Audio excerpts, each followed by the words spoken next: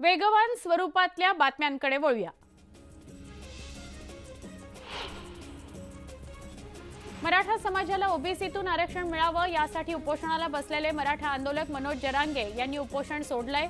Saline लावून उपोषण करण्याला काही अर्थ नाही। मी येत्या 13 ऑगस्ट पर्यंत सरकारला वेळ देतो, तोपर्यंत त्यांनी आमच्या सगळ्या मागण्या मान्य कराव्यात अशी मागणी मनोज जरांगे यांनी केली आहे। दुसरीकडे सरकारच्या ज्या खुर्चीत जीव आहे ती खुर्ची ओढण्यासाठी आता मला तयारी करावी लागेल अशी टीका त्यांनी सरकारवर केली।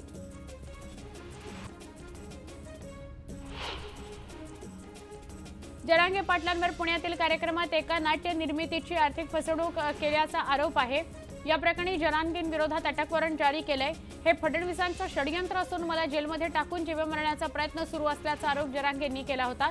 त्यावर उपोषणामुळे जरांगेंचा संताप होत असून त्यांच्यावरील केसचा आमच्याशी काही संबंध नाही असं फडणवीस म्हणाले।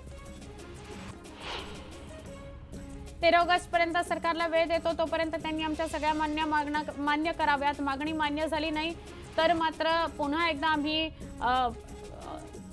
जरांगेंनी इशारा सरकारला दिलेला आहे की सरकारची खुर्ची ओढायची तयारी आम्ही करणार। दुसरीकडे सरकारच्या ज्या खुर्चीत जीव आहे ती खुर्ची ओढू याची तयारी करावी लागेल असं ते म्हणाले आहेत।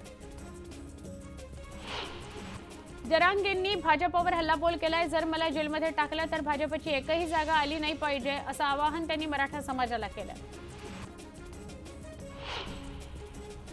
जरांगे फडणवीसांवर केलेल्या आरोपांचा नितेश राणेंनी समाचार घेतलाय। ज्या अर्थी जरांगे पाटील फडणवीसांना टार्गेट करतायत त्या अर्थी जरांगेंच्या पाठीशी शरद पवारांचा दृश्य हात आहे असा आरोप नितेश राणेंनी केला। अजय बारसकरांनी जरांगेंवर हल्लाबोल केलाय। जरांगे पाटलांची भाषा शिवराळ असते असा आरोप त्यांनी केलाय। तर संत सखुबाईंचा अपमान जरांगेंनी केलेला आहे, तो आम्ही सहन करणार नाही असं ते म्हणाले। मराठा समाजानं आमचे उमेदवार पाडले, त्यामुळे आम्ही मराठा समाजाचे सर्व आमदार पाडणार असा इशारा लक्ष्मण हाके यांनी दिलाय। बीडमधील खिळद या गावातील ओबीसी संवाद मेळाव्यात ते बोलत होते। राज्याचे माजी गृहमंत्री अनिल देशमुख यांच्या मंत्रिपदाच्या कार्यकाळातील एक प्रकरण समोर आलंय। अनिल देशमुख गृहमंत्री असताना तत्कालीन एसपींना त्यांनी फोन करून धमकी दिली होती असा आरोप सीबीआयनं मोक्का न्यायालयामध्ये केलाय। एका छोट्या कामाकरता गृहमंत्र्यांनी किती वेळा फोन करायचे असं म्हणत अनिल देशमुखांनी एसपीला धमकावलं होतं असा आरोप सीबीआयनं केलाय। विधानसभा निवडणुकीसाठी आता भाजपचे प्रमुख नेते मैदानात उतरले आहेत। 25, 26 आणि 27 जुलैला विभागवार दौरे करणार आहेत। प्रमुख नेते प्रत्येक विभागाचा आढावा घेणार आहेत। ठाण्यात आणि कोकणात रवींद्र चव्हाण, उत्तर महाराष्ट्रात महाजन आणि विखे पाटील, मराठवाड्यामध्ये पंकजा मुंडे आणि रावसाहेब दानवे आढावा घेणार आहेत। राज्यात पुन्हा एकदा सकल हिंदू समाजाचे मोर्चे निघणार असा एल्गार नितेश राणे यांनी केलाय। तर राज्यात जिहादी लोकांची ताकद वाढली आहे, त्यांना ठेचण्याकरता रस्त्यावर उतरणार असा इशारा त्यांनी दिलाय। वडेट्टीवारांनी अर्थसंकल्पावरून केंद्र सरकारवर निशाणा साधला। महाराष्ट्रात सत्ता येणार नाही हे माहीत असल्यामुळेच महाराष्ट्राला काहीच दिलं नाही, महाराष्ट्राच्या पाठीत खंजीर खुपसला असा हल्लाबोल त्यांनी केला। राज्यातलं महायुतीचं सरकार जावं म्हणून 2.5 वर्ष पाण्यात देव घालून बसलेले हे डोमकावळे अतिशय निराश झालेले आहेत असं म्हणत चित्रा वाघ यांनी शरद पवार, उद्धव ठाकरे, नाना पटोलेंवर टीका केली। पीक कर्ज वाटपासाठी सरकारने सिबिल स्कोअरची अट वगळली, मात्र सरकारनं फक्त तोंडी घोषणा केली, लेखी आदेश दिले नाहीत असा आरोप आमदार कैलाश पाटील यांनी केलाय। त्यामुळे सरकारच्या आदेशाला बँकांकडून केराची टोपली दाखवली जाते।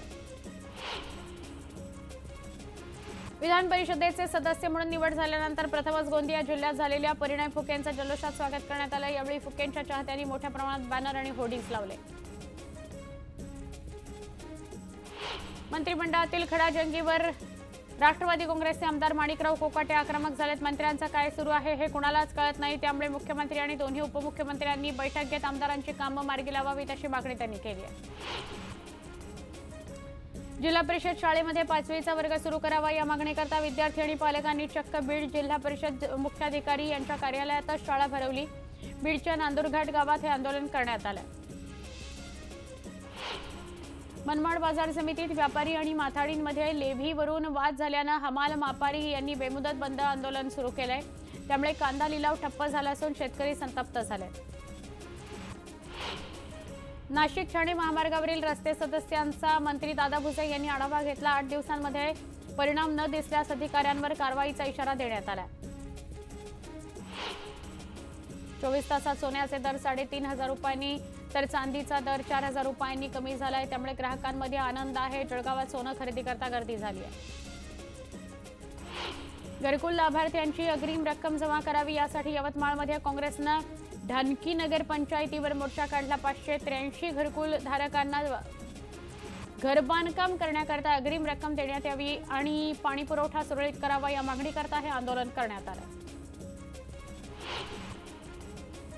बीडच्या दिंद्रुड इथं मुस्लिम कब्रस्तानच्या जागेवर बाजार भरवला जातोय, त्यामुळे दफनविधीला अडचणी येतात. या विरोधात आंदोलन करणाऱ्या मुस्लिम बांधवांवर गुन्हे दाखल करण्यात आले. ते मागे घेण्याकरता माजलगावच्या उपविभागीय कार्यालयासमोर उपोषण करण्यात येत आहे. चंद्रपूरच्या नागभीड तालुक्यातील सावंगीत घरात बिबट्या शिरला. 6 तासाच्या थरारानंतर बिबट्यानं स्वतः जंगलात धूम ठोकली. शेळ्यांवर हल्ला केल्यानंतर हा बिबट्या पोटमाळ्यावर लपून बसला होता. त्याला पकडण्याकरता वन विभागानं नाकाबंदी केली असता छपराची कौलं फोडून तो बाहेर पडला आणि जंगलात निघून गेला. बजेटमध्ये महाराष्ट्रासाठी कोणतीही मोठी घोषणा केली नाही. याच्या निषेधार्थ गोंदिया शरद पवार गटानं निदर्शनं केली. केंद्र सरकार महाराष्ट्र द्वेषी असल्याची टीका यावेळी करण्यात आली. केंद्र सरकारनं सादर केलेल्या बजेट विरोधात अकोल्यामध्ये राष्ट्रवादी काँग्रेस शरद पवार गटानं आंदोलन केलं. महाराष्ट्राकडून मोठ्या प्रमाणात टॅक्स वसूल केला जातो, मात्र त्या बदल्यात काहीच दिलं जात नाही असा आरोप करण्यात आला. बुलडाणा जिल्ह्यात काँग्रेसनं जनसंवाद यात्रा काढली. ग्रामीण भागात फिरून शेतकऱ्यांना येणाऱ्या अडचणी जाणून घेण्याकरता या यात्रेचं आयोजन करण्यात आलं. बोरिवली बाभई इथल्या बंद केलेली हिंदू स्मशानभूमी सुरू करण्याच्या मागणीकरता शिंपोलीतील रहिवासी डॉक्टर मीरा कामत उपोषणाला बसल्यात. कामत यांनी 23 जुलैपासून उपोषण सुरू केलंय. विकासकाच्या फायद्याकरता ही स्मशानभूमी बंद केल्याचा आरोप त्यांनी केला.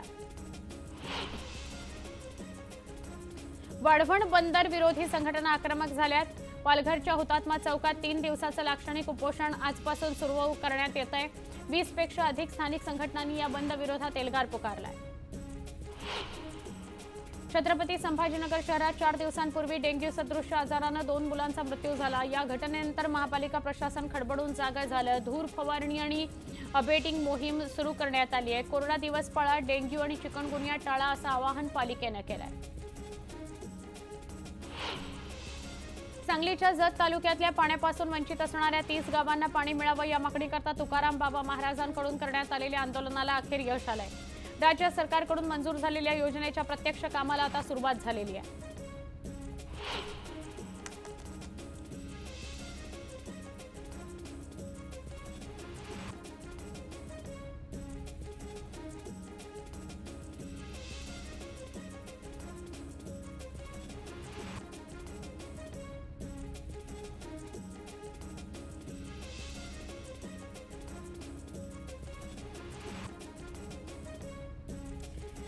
यल्लप्पा जाधव यांची ससूनच्या अधीक्षकपदी नियुक्ती करण्यात आली आहे, मात्र त्यांची नियुक्ती आता वादाच्या भोवऱ्यात सापडली आहे. सहप्राध्यापक असूनही पात्रता नसताना नियुक्ती करण्यात आल्याचा आरोप करण्यात येतोय.